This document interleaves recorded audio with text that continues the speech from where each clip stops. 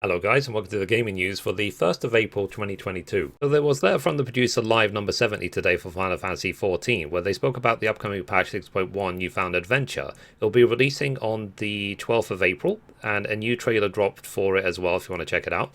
And then there's new main scenario quests, new side quests, new role quests, new beast tribe quests, new Hildibrand quests, new custom deliveries, and then they showed off a little bit the duty support system, and they explained in detail about how it's going to work. Also as well, they are splitting some of the end game dungeons for 2.0 into smaller dungeons so that you're able to go through it easier with the duty support system. And then in 6.1 there'll be a new dungeon, a new trial, a new Unreal trial, a new Alliance raid, and a new ultimate duty in patch 6.11, which will come out 2 weeks after 6.1.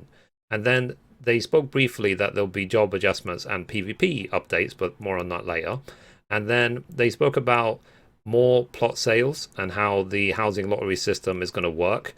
And then they talk about miscellaneous updates, including new hairstyles for the Roughgar race. So they showed off a few screenshots of what the new hairstyles can look like, and as well as other updates to the glamour system. Then they spoke about the job updates, how Machinist is getting a buff basically because they're apparently too weak. And then Samurai, then they're adjusting Dark Knight, Dragoon, Summoner, White Mage, Scholar. So all of the classes are getting one update or another in order to balance them out.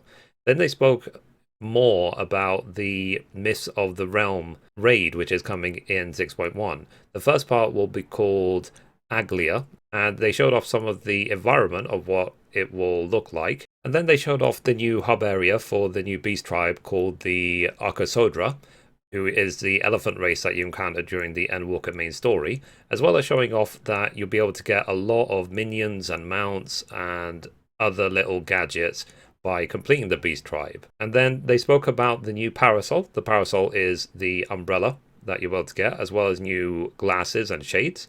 And then they spoke in more details about how the housing lottery system is going to work. So they're moving away from this idea of first come, first serve. Instead, you'll have to go through and put down your bid, and essentially you could be picked at random. It eliminates the stress of having to camp out and try and get a house the second it's available from dozens of other people that might be waiting. And then they showed off some of the gear sets for the Alliance raid coming out. So they showed some images of what the gear sets can look like.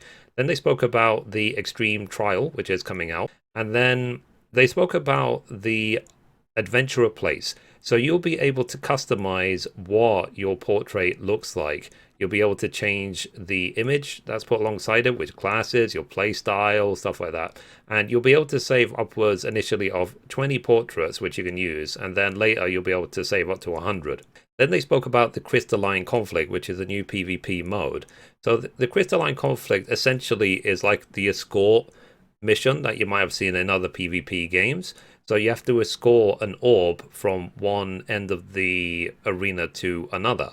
And then they showed how when you're queuing in for the PvP, your portrait that you put in the Adventurer plate will show in the queue. Pretty much every single class is going to get an update to how their skills work and so on. So PvP is essentially getting a complete revamp for 6.1.